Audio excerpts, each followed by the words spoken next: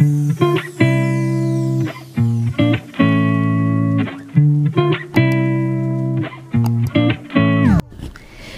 Viewers, আসসালামু আলাইকুম। আনান্তিস kitchen festival থেকে আমি তাহমিনা সুচি সবাইকে শুভেচ্ছা জানিয়ে আমার রেসিপি শুরু করছি। আজকে থাকছে মজাদার ইয়াম্মি চিলি ফিশ। একটু অন্যরকম এবং সহজভাবে আমার রেসিপিটাই শেয়ার করছি। চিলি ফিশ রান্নার প্রিপারেশনে আমি 500 গ্রাম ভেটকি মাছ এভাবে কেটে ধুয়ে লবণ হলুদ দিয়ে ভালোভাবে ধুয়ে পরিষ্কার করে পানি ঝরিয়ে রেখেছি।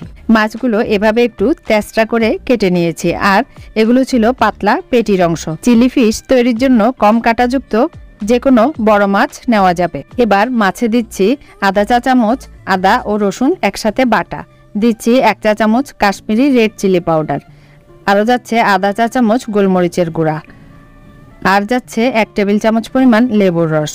আমি কিন্তু কোনো লবণ দেইনি, কারণ এই মুহূর্তে লবণ দিলে পানি ছেড়ে দেবে। পরবর্তীতে রান্নার পর্যায়ে দেখিয়ে দেব কখন লবণটা দিচ্ছি। এবার সবকিছু ভালোভাবে মিশিয়ে একপাশে রেডি করে রাখছি। আগেই বলেছি রান্নাটা একটু অন্যরকম মজার, তাই প্রথমে নিয়েছি আমার ছাদ বাগানের লেমন গ্রাস। এটা এক ধরনের হার্বস এবং ফ্লেভারটা ঠিক লেবুর মতো, তবে পাতায় গন্ধটা তেমন থাকে না, গোড়ার দিকেই বেশি থাকে।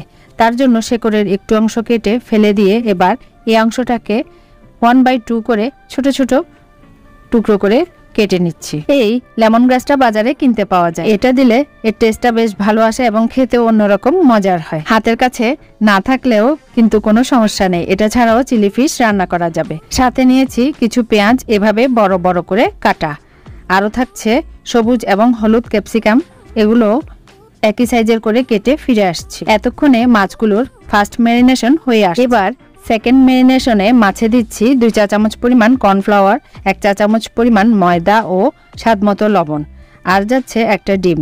ভালোভাবে মাছের গায়ে মেখে নেব। প্রয়োজন হলে 1 টেবিল চামচ পানি মেশাতে পারেন এ পর্যায়ে।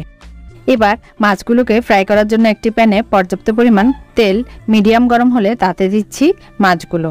আমি এরকম ছড়ানো বড় পাত্র নিয়েছি, কেউ চাইলে ডুবেচেও মাছগুলো ভাজতে পারেন। মাছের এক পাশ এরকম লালচে হয়ে আসলে সবগুলো মাছ উল্টিয়ে অপর পাশও পছন্দ মতো কালার করে ভেজে নেব। সবগুলো মাছ ভাজা হলে শেষে এভাবে তেল ঝরিয়ে একটি কিচেন টিস্যুর উপর তুলে নিচ্ছি। এবার চিলি ফিশ বানানোর জন্য সসটা রেডি করে নিচ্ছি, এতে রান্নার সময় সবজিগুলো ওভারকুক হওয়ার সম্ভাবনা থাকে না। এবার একটি বাটিতে নিয়েছি 2 টেবিল চামচ চিলি সস, সয়া সস 2 চা চামচ, ভিনেগার 1 চা চামচ ও টমেটো সস 3 টেবিল চামচ।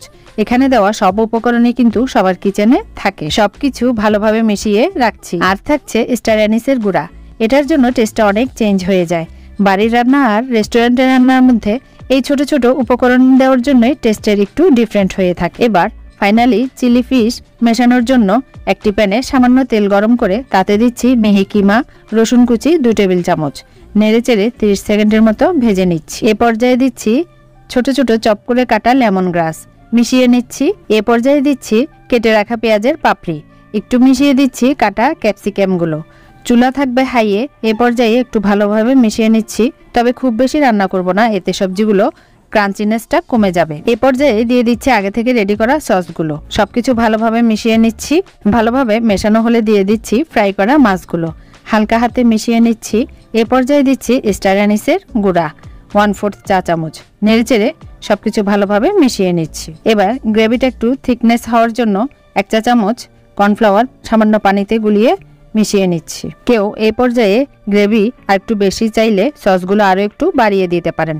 বেশ, আমার ইয়াম্মি চিলি ফিশ ডান। যদিও এই রান্নায় অনেকগুলো স্টেপ ছোট ছোট ভাবে ফলো করতে হয়, তারপরেও চেষ্টা করেছি সহজভাবে ঘরোয়াভাবে আমার মতো করে দেখানোর। আশা করছি আপনাদের ভালোই লাগবে। পরবর্তীতে আরো একটি নতুন রেসিপিতে এভাবেই কথা হবে। আশা করছি ততক্ষণ পর্যন্ত সবাই বরাবরের মতোই ভালো, সুস্থ ও নিরাপদে থাকবেন। আজকের মতো আল্লাহ হাফিজ।